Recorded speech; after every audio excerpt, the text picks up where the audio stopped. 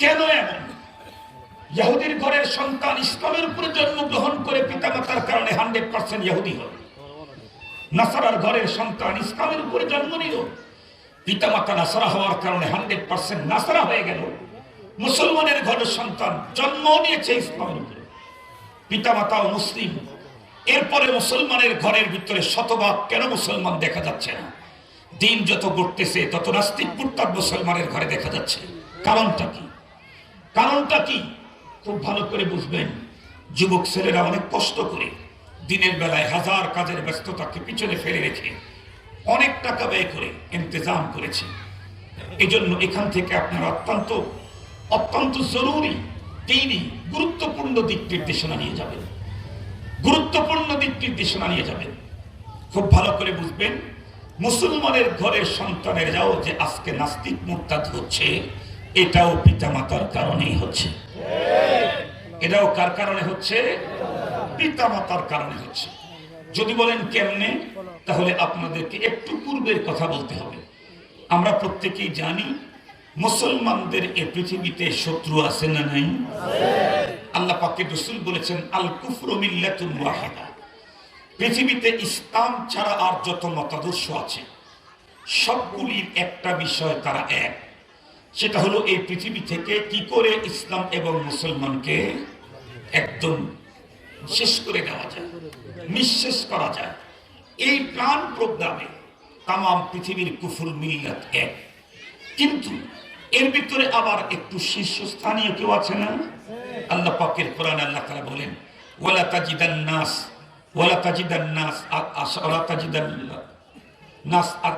আশাদ্দান-নাস আদাওয়াতান লিল্লাযীনা আমানু আল ইয়াহুদ ওয়াল্লাযীনা আশরাকু।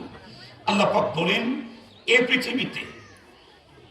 পৃথিবীতে ওয়ালা তাজিদান্না আশাদ্দান-নাস আদাওয়া লিল্লাযীনা আমানু আল ইয়াহুদ ওয়াল্লাযীনা আশরাকু। এই পৃথিবীতে মুসলমানদের শত্রুতার শীর্ষে থাকবে দুইটা গ্রুপ। মুসলমানদের শত্রুতার শীর্ষে থাকবে কয়টা গ্রুপ? দুইটা গ্রুপ। আল ইয়াহুদ এক নম্বর হলো ইয়াহুদ, 2 নম্বর ওয়াল্লাযীনা আশরাকু মুশরিক। এই দুইটা গ্রুপ মুসলমানদের সবচেয়ে বড় শত্রু, চিরশত্রু, সিরিয়াস শত্রু। আমরা জানি আমাদের এই ভারতবর্ষকে বাংলাদেশ, পাকিস্তান, ইন্ডিয়া সবগুলি মিলেই তো একটা সময় একটা রাষ্ট্র ছিল। এই ভারতবর্ষকে লম্বা প্রায় 200 বছর পর্যন্ত শাসন করেছে ইংরেজ, ব্রিটিশ। ইংরেজ শাসন করেছে প্রায় 200 বছর। 200 বছর তাদের শাসন আমলে অনেক শোষণ, অনেক নিপীড়ন, অনেক নির্যাতন, অনেক কিছু করেছে। আপনারা তো জানেন কি পরিমাণে মুসলমানদেরকে তারা শহীদ করেছে। পরবর্তীতে উলামায়ে কেরামের ব্রিটিশ বিরোধী আন্দোলন, ব্রিটিশ খেদাও, ব্রিটিশের বিরুদ্ধে যুদ্ধ করা ফোর্স, এই ফতুয়ার মাধ্যমে এই ভারতবর্ষ থেকে ইংরেজকে হটাইতে সক্ষম হয়েছিল। মুহতারাম হাজরিন, সেই যখন ইংরেজদেরকে যখন এদেশ থেকে বিতাড়িত করা হচ্ছে, ওরা যখন থাকতেই পারতেছে না, ওরা তখন গভীরভাবে চিন্তা করে একটা শিক্ষা টিম গঠন করে গেল। যেই টিমের নেতৃত্বে ছিল লর্ড মেকার্টলি। সে বক্তব্য দিল, তোরা তোদের দেশে হিন্দুস্তানে আমাদেরকে থাকতে দিলি না, ঠিক আছে আমরা চলে যাচ্ছি, কিন্তু এমন একটা শিক্ষানীতি প্রণয়ন করে গেলাম যে শিক্ষানীতির অধীনে তোদের সন্তানেরা শিক্ষা গ্রহণ করবে, জন্মগত দিক থেকে হিন্দুস্তানি হবে, মন মানসিকতা, সভ্যতার, সংস্কৃতির দিক থেকে হবে ইংরেজিস্তানি। আমাদের মেধা, আমাদের সভ্যতা, আমাদের সংস্কৃতি তারা লালন করবে, জন্মগত হিন্দুস্তানি হবে। মানসিকতার দিক থেকে, সভ্যতা সংস্কৃতির দিক থেকে হবে ইংরেজ মার্কা। এই কথা শোনার পর হযরত উলামায়ে কেরাম ওনারা একটা শিক্ষার নীতি প্রণয়ন করলেন। ওনারা বক্তব্য দিলেন, আমরাও একটা শিক্ষানীতি প্রণয়ন করলাম, যেই শিক্ষানীতির অধীনে শিক্ষা গ্রহণ করলে আমার এদেশের সন্তানেরা জন্মগতভাবে হিন্দুস্তানি হবে, কিন্তু মন মানসিকতা, সভ্যতা, সংস্কৃতির দিক থেকে হবে আরবিস্তানি, মদিনা মার্কা। যার জ্বলন্ত প্রমাণ, মদিনা থেকে আমরা বহুদূর বাস করি, কিন্তু আমাদের প্রত্যেকে হয় মাথায় না হয় মুখে, না হয় পরনে মদিনা বলা মুহাম্মদুর রাসূলুল্লাহর সিমটম আছে না নাই? আমাদের সভ্যতা, আমাদের সংস্কৃতি, আমাদের চিন্তা চেতনা, আমাদের ফিকির, আমাদের চলাফেরা, আমাদের উঠা বসা, আমাদের কালচার, আমাদের রুচি সবগুলি মদিনা মার্কা। সুবহানাল্লাহ বলেন। মুহতারাম হাজিরিন, ওরা শিক্ষা টিম গঠন করে দিয়ে চলে গেল। দূর থেকে অবজার্ভ করতেছে হিন্দুস্তানের কি অবস্থা হয়। কিছুদিন পর হিন্দুস্তান বিভক্ত হয়ে গেল, ভারতবর্ষ ভাগ হয়ে গেল, পাকিস্তান হলো, হিন্দুস্তান হলো। এরপরে আবার পাকিস্তান দুই ভাগ হয়ে বাংলাদেশ আর পাকিস্তান হলো। ওরা দূর থেকে দেখতেছে কিরে, আমরা যে শিক্ষানীতি দিয়ে আসলাম, এই শিক্ষানীতির অধীনে মুসলমানের সন্তানরা শিক্ষা গ্রহণ করে ভারতবর্ষে, কিন্তু নাস্তিক তো হয় না, মুরতাদ তো হয় না, ইংরেজ তো হয় না। ব্যাপারটা কি? ওরা দূর থেকে খুব গভীরভাবে এই বিষয়টা নিয়ে বিশ্লেষণ করে দেখেছে যে আসলে আমরা যে শিক্ষা দিয়ে আসছি, এই শিক্ষা শিক্ষিত হওয়ার আগেই মুসলমান তার সন্তানদেরকে ঈমানি টিকা কমপ্লিট করে দেয়। বর্তমান পৃথিবীতে সবচেয়ে বেশি গুরুত্ব পাচ্ছে হলো কোভিড-19 এটার টিকা। কোভিড-19 করোনা ভাইরাসের টিকা বর্তমান পৃথিবীতে সবচেয়ে বেশি সমাদৃত। এটা আমাদের দেশে উন্নত যারা এখন নিচ্ছে তারা মনে করতেছে হয়তোবা হতেও পারে যে এই টিকা নিলে আমাকে আর জীবনে কোনোদিন কোভিড-19 এদেশে যতই থাকুক আমাকে আর আক্রমণ করতে পারবে না। মুহতারাম হাজিরিন, খুব ভালো করে বুঝবেন, ওরা দূর থেকে দেখলো মুসলমানের সন্তানেরা আমাদের শিক্ষায় শিক্ষা নেওয়ার আগেই তাদের সন্তানদেরকে ঈমানি টিকা নিশ্চিত করে দিচ্ছে, যার কারণে আমাদের এই শিক্ষার জার তাদের উপরে কোন রকমের ইরতিদা, নাস্তিকতার কোনো প্রভাব ফেলতে পারতেছে না। খুব ভালো করে বুঝবেন কিভাবে সেটা। মুহতারাম হাজিরিন, ঈমানি টিকার দুইটা ডোজ আছে। প্রতিটি মুসলমান যদি তার সন্তানদেরকে ঈমানি টিকার এই দুইটা ডোজ দিতে পারে, আমি চ্যালেঞ্জ করে বলতে পারি দেশের অবস্থা, সমাজের অবস্থা, দুনিয়ার অবস্থা এর চাইতে আরো যদি নাজুক হয়, এরপরেও আমার সন্তান নাস্তিক মুরতাদ হবে না ইনশাআল্লাহ। এক নম্বরের ডোজ হলো সন্তান জন্মের পরে তার ডান কানে আযান, বাম কানে ইকামত। এটা হলো ঈমানি টিকার এক নম্বর ডোজ। সন্তান জন্মের পরে ডান কানে আযান, বাম কানে ইকামত। এই টিকা থেকে প্রথম ডোজ থেকেই মুসলমানের সন্তানদেরকে বঞ্চিত করার জন্য ওরা এখন দেখবেন বাড়ি ঘরে আর সন্তান হওয়ার সিস্টেম নাই, সব সিজারের পদ্ধতি আবিষ্কার করেছে। কারণ সিজারে গেলে তো মাকে নিয়েই পেরেশানি, রক্ত আনো, মেডিসিন আনো, এটা আনো, সেটা আনো। বাচ্চা জন্মের পরে যাদের হাতে পড়বে ওরাও বেপরদা, আযান দেওয়ার সুযোগ পাবে না। তাহলে ঈমানি প্রথম দোস্তা থেকে বঞ্চিত করা গেল। তাহলে এখন আমাদের শিক্ষানীতি এই সভ্যতা নোংরামি পেলেই এই সন্তানগুলি নোংরা হয়ে যাবে। যেমনটি দেখেছেন এই মাসেরই 14 তারিখে, দেখেন নাই নোংরামি? এই মাসেরই 14 তারিখে ভ্যালেন্টাইন্স ডে নামে এক চূড়ান্ত বেহায়াপনা, সিরিয়াস বেহায়াপনা, নির্লজ্জতা, ঈমান ধ্বংসের একদিন আবিষ্কার করেছে। আর সেই দিনে আমাদের মুসলমানের ছেলে আর মেয়েরা সেই নোংরামিতে ভেসে যাচ্ছে। আল্লাহ পাক হেফাজত করুন। দ্বিতীয় নম্বর টিকা হলো সন্তানকে সর্বপ্রথম আল্লাহ পাকের কোরআনের বাণী পড়াইতে হবে। ইকরা বিসমি রাব্বিকাল্লাযী খালাক। সর্বপ্রথম তাকে কোরআনে কারীমের শিক্ষা দিতে হবে। নীতি, নৈতিকতা, শিষ্টাচার, ইসলামী তাহজিব, তামাদ্দুন কমপক্ষে যতটুকু না হলে সে ইসলামী জীবন যাপন করতে পারবে না, এতটুকু কালেমা, কালিমায়ে তাইয়্যিবা, কালিমায়ে শাহাদাত, ঈমানে মুজমাল, ঈমানে মুফাসসাল, নামাজ, রোজা, শিয়ারে ইসলাম, এগুলি সম্পর্কে কমপক্ষে তাকে অবগত করাতে হবে। এই দুইটা টিকা যদি কেউ দিতে পারেন, আমি গ্যারান্টি দিয়ে বলতে পারি পৃথিবীর যে প্রান্তে যাক না কেন, জীবনেও কোনোদিন নাস্তিকতা ওর উপরে কখনোই কার্যকরী কোনো ভূমিকা রাখতে পারবে না। যেমনটি আপনারা দেখবেন আমাদের দেশে বাচ্চা জন্মের পরে কিছু টিকা দেয়। তার ভিতরে একটা হামের টিকা দেয়। হামের টিকা দেয় না?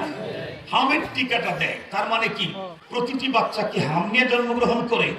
না না, হাম নিয়ে জন্মগ্রহণ করে না, সুস্থ অবস্থাতেই জন্মগ্রহণ করে। তবে আমাদের দেশের আবহাওয়ার যে অবস্থা, তাতে যে কোনো মুহূর্তে পরিবেশের কারণে আল্লাহ প্রদত্ত সুস্থতা তা নষ্ট হয়ে যেতে পারে।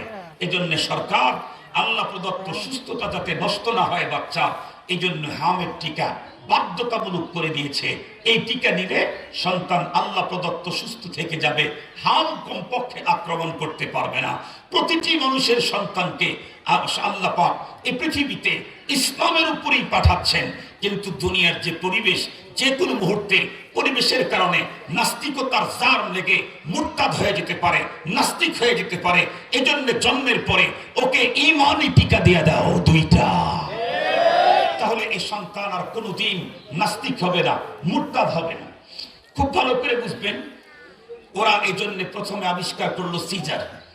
এরপরে কি দেখলো যে শিক্ষানীতি দিলাম, ও তো নাস্তিক হওয়ার কথা, নাস্তিক হয় না কেন? ওরা দূর থেকে দেখিব। আপনাদের মনে পড়ে কিনা, আমরা যখন ছোট ছিলাম তখন প্রাইমারিতে ভর্তি হতে গেলে ডাক্তার বলতো, স্যারেরা বলতে, প্রাইমারি স্কুলের স্যারেরা বলতো বয়স কত? 4 বছর। আরে আল্লাহ, এত ছোট বাচ্চা নিয়ে আসতেন কেন? 6 বছর বয়স হলে তারপরে নিয়ে আসেন। এত অল্প বয়সের বাচ্চাকে স্কুলে দিবেন? ও তো শিক্ষার বার্ডেন মাথায় পড়লে ওর মেন্টালিটি প্রবলেম হয়ে যাবে। মনে পড়ে না বাবা? 6 বছর আগে কোনো বাচ্চাকে স্কুলে ভর্তি নেয় নাই, নিত না। আর এই 6 বছরে যেহেতু বাচ্চাগুলি স্কুলে যাবে, এই জন্য এই সুযোগেই প্রতিটা মুসলিম মা আর বাবা সকালবেলায় 3.5-4 বছর বয়স হলেই ঘুম থেকে জাগ্রত করায়া জোর করে হাত মুখগুলা পরিষ্কার করে দিয়ে আম্মা পাড়া, সিপারা আর নুরানি কায়দা হাতে দিয়ে আমাদেরকে মর্নিং মক্তবে পাঠায় দিত মসজিদের বারান্দায়। মনে আছে না আপনাদের? মনে পড়ে না আপনাদের? আমরা মসজিদের বারান্দায় যে যাইতাম, 4 বছর বয়স, 5 বছর বয়স, এই 2 বছরেই ওস্তাদজি আমাকে ঈমানি টিকার দ্বিতীয় ডোজটা কমপ্লিট করে দিয়ে দিতেন।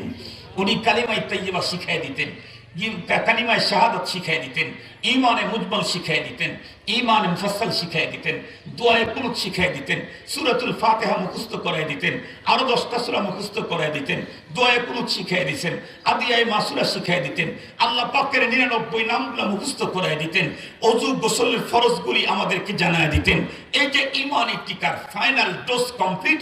এরপরে 6 বছর বয়সে যখন এই ছেলেটা প্রাইমারিতে গেছে, প্রাইমারি কমপ্লিট করে হাই স্কুল কমপ্লিট করে কলেজ কমপ্লিট করে ইউনিভার্সিটি, এমনকি তখন তো বাংলাদেশে উন্নত ডিগ্রি নেওয়ার কোনো সুযোগ ছিল না। উন্নত ডিগ্রি নেওয়ার জন্য যাওয়া লাগতো সেই লন্ডনের অক্সফোর্ড বিশ্ববিদ্যালয়, সেখান থেকে ডক্টরেট ডিগ্রি নিয়ে এসেছে। সেই সময়ের আমাদের দেশের শত শত মুসলমানের সন্তান একজন নাস্তিক হয় নাই, প্রত্যেকে হয়েছে ডক্টর শহীদুল্লাহর মতো পাক্কা ঈমানদার। কিন্তু এখন ছেলেদেরকে দেশের বাইরে পাঠাইলে নাস্তিক হয়ে আসে কেন? এখন কেন? ওই যে ঈমানি টিকার ফাইনাল ডোজ থেকে বঞ্চিত করেছে। ওরা তখন দেখলো 6 বছর বয়সের আগেই ঈমানি ডোজ কমপ্লিট, টিকা কমপ্লিট, তাহলে এটা যে কোনো মুহূর্তে বঞ্চিত করতে হবে। তো ডাইরেক্ট যদি বলে আপনারা আপনাদের সন্তানদেরকে কোরআন পড়ায়েন না, তাহলে তোদেরকে ঝাড়ু মারবে মুসলমান। এই জন্য উপরের লেবেল লাগাইলো বোতলের উপরে ভিটামিন A to Z, কিন্তু ভিতরে ঢুকাইলো হলো সবচাইতে সিরিয়াস বিষ, যা পান করলে আর চিকিৎসা নিলেও কোনো মানুষ সুস্থ হয় না। ওরা উপরে লেবেল লাগাইলো খুব সুন্দর। কি? ওরা বললো, মেয়ে দেখো, মানুষের আয়ু গেছে কমে, ডিগ্রি গেছে অনেক গুণে বেড়ে। একটা সময় তো বিএ পাশের উপরে ডিগ্রি ছিল না, MA পাশের উপরে ডিগ্রি ছিল না, এখন তো বিএ পাশের উপরে 1 ডজন ডিগ্রি। মানুষের আয়ু গেছে কমে, ডিগ্রি গেছে বেড়ে। এমতো অবস্থায় তুমি যদি তোমার সন্তানকে 6 বছর পর্যন্ত ঘরে ধরে রাখো, তাহলে ওই সন্তান জীবনেও আপার শিক্ষিত হতে পারবে না, উচ্চ ডিগ্রি নিতে পারবে না। কথা তো সহি, কথা তো সত্য। মাগার কালিমাতু হাক্কিন উরিদা বিহাল বাতিল। কথা সত্য, মতলব আরো জোরে বলেন, কথা সত্য, মতলব খারাপ। কাম ভালো কিন্তু উদ্দেশ্য খারাপ। ওই 203 একসঙ্গে 2টার বাচ্চা আছে। 103 করে কি তার নিজের বাচ্চারে কোলে নেয় না, সবসময়ের জন্য সতীনের বাচ্চাকে কোলে নেয়। এটার কারণে ওর ফ্যামিলির বাবা মার ফ্যামিলির যারা আছে তারা তার উপরে খুব বেশি খেপা। তো একদিন সে নিজের বাবার বাড়িতেই যাচ্ছে, নিজের ছেলেটাকে হাঁটায় নিয়ে যাচ্ছে, সতীনের বাচ্চাটাকে কোলে করে নিয়ে যাচ্ছে। রাস্তার ভিতরে নিজের বাচ্চারা কতবার পড়তেছে, এরপরেও কোলে নেয় না, সতীনের বাচ্চাটাকেই কোলে রাখতেছে। রাস্তায় যখন তার বাবার বাড়ির লোকজন দেখছে, বাসায় ঢোকা মাত্র তাকে চূড়ান্ত বকা দিয়েছে। তোর মতো এমন বেয়াকুফ, তোর মতো নাদান, তোর মতো গাধা আল্লাহর জমিনে সেকেন্ড কোনো পিস আমরা কখনো দেখি নাই। সতীনের পোলারে মানুষ আজরাইলের মতো ডরায়, আর তুই সতীনের বাচ্চাটাকে এভাবে কোলে নিলি। নিজের বাচ্চারা কতবার পড়লো, কি কান্না করলো, একটু কোলে নিলি না। তোর মতো শিমুল আসলে আল্লাহর দুনিয়াতে হয়ই না। তুই পাথরের চাইতে শক্ত হৃদয়ের মানুষ। অনেক বকাঝকা করার পর সতীন তখন তার বাবার ফ্যামিলির লোকদেরকে বুঝাইতেছে, শোনো, আমিও জানি সতীনের পোলা আমার জন্য ঝুঁকি, এজন্য একটু ওকে কোল থেকে নামাই না, আমারটাকে সবসময় হাঁটাই। ও দুঃখ বেদনা পেয়ে হাঁটা শিখছে, দৌড় দিতে শিখছে। আর যে সতীনের পোলা দেখো, জন্মের পর থেকে যে কোলে নিয়েছি, ওকে আমি মাটিতে নামতেই দেই না। এই যে বসাই দেখো, বসেই থাকতে পারবে না। এই যে বসাই দেখো, বসেই থাকতে পারবে না, হাঁটা তো শিখেই নাই। আমি ওকে মূলত কোলে রেখে ওর উপরে আমার মহব্বত আর ভালোবাসা দেখাচ্ছি না, ওকে পঙ্গু করে দিতে চাই। সতীনের কোলে সতীনের বাচ্চা, এটা মহব্বত না, বরং এটা পঙ্গু করার ষড়যন্ত্র। ইহুদিদের মুখে আমাদের সন্তানকে উন্নত শিক্ষিত করার স্লোগান, এটা আমাদের উপরে ভালোবাসা নয়, ঈমান চুরি করার ষড়যন্ত্র। মুহতারাম হাজিরিন, খুব ভালো করে বুঝবেন। ওরা তখন আমাদেরকে কি বললো, 6 বছর পর্যন্ত বাসায় বসায় রাখলে আপনার ছেলে বড় শিক্ষিত হবে না। আমরা তো বুঝলাম ঠিকই তো, তাহলে কি করতে হবে? 3-3.5 বছরই ওদেরকে স্কুলে পাঠান। শুরু হলো ক্রিকেটে, কিন্ডারগার্টেন, তারপরে হুজুর বলে গেলেন ইহুদিদের প্রতিষ্ঠান, আরো কতগুলি গুড নেইবার, না গুড নেইবার, আরো কত কিছু, এগুলি শুরু হলো। এখন প্রশ্ন আসতো সবার, স্যার 3.5 বছরের বাচ্চাটাকে তো একা একা প্রতিষ্ঠানে পাঠানো নিরাপদ না, ওরা আমাদেরকে কি বুদ্ধি শিখাইলো? অসুবিধা কি? ওর মায়ের সবচেয়ে বড় কাজ হলো ছেলেটাকে যোগ্য করে তুলতে পারলে মার তো আর জীবনে কাজ করে খাওয়া লাগবে না, মাকে সহ পাঠায় দাও। আমরা ওদের সুন্দর পাতা জালে এখন সবাই, কথা বলেন না কেন, সবাই আবদ্ধ হয়ে গেছি। এখন প্রতিটি মা তার সন্তানকে নিয়ে সকাল 7টায় ঘর থেকে বের হয়, 2টার আগ পর্যন্ত আর ঘরে ফেরে না। ওই মা নিজে পড়ার জন্য নিয়মিত স্কুলে এত যায় নাই, যেভাবে যাচ্ছে তার বাচ্চাটাকে উন্নত শিক্ষিত করার লালসা নিয়ে যেভাবে ঘর থেকে বের হয়েছে ভালো, আমরা তাতে কোনো বাধা দেব না, আমরা এটাকে নিরুৎসাহিত করতে চাই না। কিন্তু আমার জিজ্ঞাসা হলো, আমি তো মুসলিম, আল্লাহ তো আমার ঘরে সন্তান দিয়েছেন ইসলামের শ্রেষ্ঠত্ব দিয়ে। ইসলামের কথা বলেন, এদিকে কথা শুনে, ইসলামের শ্রেষ্ঠত্ব দিয়ে আমার ঘরে আল্লাহ পাক সন্তান পাঠিয়েছেন, তৈরি করেছেন সবচাইতে নাপাক জিনিস দিয়ে, কিন্তু দাম দিয়েছেন পৃথিবীর সবচাইতে বেশি। সূর্যের চাইতে আমি দামি, চন্দ্রের চাইতে আমি দামি।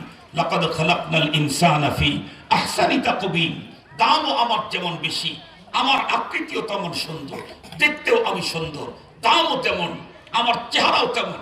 আল্লাহ পাকের কোরআনে আল্লাহ পাক আমাকে শ্রেষ্ঠ বলে ঘোষণা দিলেন।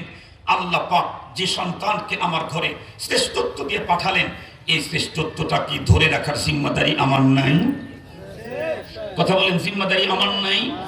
শ্রেষ্ঠত্ব এর ভিতরে টিকে রাখতে চাইলে কি লাগবে? দিন লাগবে। কথা বলেন, কি লাগবে? ইসলাম লাগবে, ধর্ম লাগবে।